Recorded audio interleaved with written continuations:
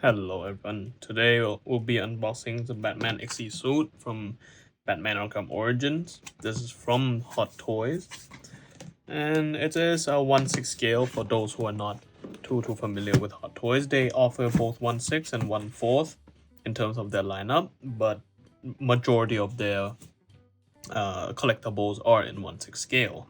So in terms of size, we'll be looking around 12 inches, around 30-ish centimeters for height, and I think the Batman, at least this figurine, is a tad bit bigger than usual. Let's get right into it with the unboxing.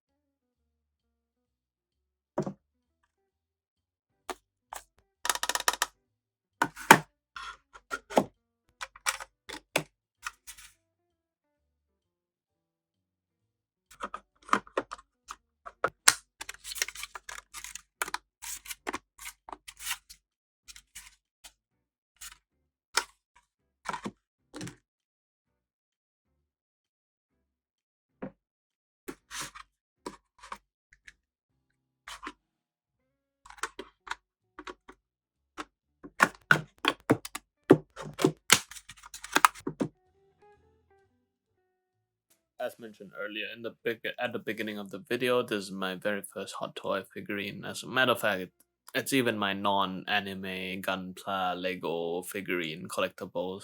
So far, I'm very impressed with the build quality and the details of the figurine. So, looking closer at the details on the cowl, we see scratches and dent marks, making a very mean-looking Batman, a seasoned fighter. Throughout the figurine, we see similar scratches and dent marks, which are actually engraving within the plastic itself, which is quite rare find, at least from what I handle. in my own experience. But like, as for those who are looking for something a bit more pristine in terms of Batman XE suit or Batman suits in general, this may not be what you're looking for. Personally, I have no issue with battle scarred Batman. I even preferred him to be a bit roughed up. Panning out to look at the whole figurine, Batman XE suit is very, very bulky, in a good way, of course. The padding gives the figure even more mass than the normal Arkham Origins Batman suit, which in itself is already very muscular Batman, a very mean, muscular, and young Batman, which is, oh boy, if you ever play that game, he does not hold his punches. At the joints under the armor plating, we see details of pipes and actuators, further selling the look of a machine-like suit fit to fight Mr. Freeze and his coldness. It's a good DLC. Go play it. Moving on to the cape, it's made out of leather-like material with 5 wires going through it. This allows for insane articulation to mold the cape to fit your desired pose. However, due to the bulkiness of the figurine, it does inhibit dynamic poses to a certain extent. So, try poses which accentuates your stature and bulk, then trying to get into a very, very dynamic pose. Because also the base itself is not too big. Included within the box, we have 6 pairs of hands, which are open fist, trigger hand, semi-open hand, a piece hand, and pair of fist. For the semi-open hand, you can see that by putting the grappling gun in, the Batman is holding the equipment, but it doesn't. I have one minor gripe with it, that the grappling gun does not fit too well. On the side inside, it looks very well, but looking at point blank from the portrait view, it does not look too good. Honestly, and on the contrary, the trigger hand to fit the Batarang, it is immaculate. Putting one Batarang in looks already very good, and putting 2 in looks even better, in my opinion. The last accessory are the cryo drills. The drill itself spins unidirectionally, and with it comes 2 types of attachment: the laser and the long laser and the short laser one. Very simple installations, just 2 pegs to 2 holes. However, do be careful handling the laser pointing tip at the top. It is quite brittle, and I am afraid that it will break on me, so I will not be posing or using the crowd drill. Which it's like, I don't quite like the posing with it. It's just too bulky for me. And all in all, for a figurine of the size at around 12 inches with this much amount of accessory and a dynamic base, which is not just a simple black base, I find it very well worth it for the price. And we have to get to the price, because I bought this figurine for sub 2,000 Hong Kong dollars, which comes out to about 250 US dollars, given that I have had the in-store discount in the store that I bought from. However, if you were to order it from the Sideshow Collectible website, which I do have a non-affiliated link below, it will set you around 380 US dollars, which I am not sure whether Sideshow Collectibles will be running any sales or not. If they do pick it up at a sale price, because for nearly $400, I find that you can start to get into like entry-level resin figurines, which statues, I mean, which I find is a bit more worthwhile in terms of your money and shelf presence. And how do you know if this figurine is for you? I'd say that if you want a figurine which shares the likeness to Arkham Origins XE suit, this is the right figure for you.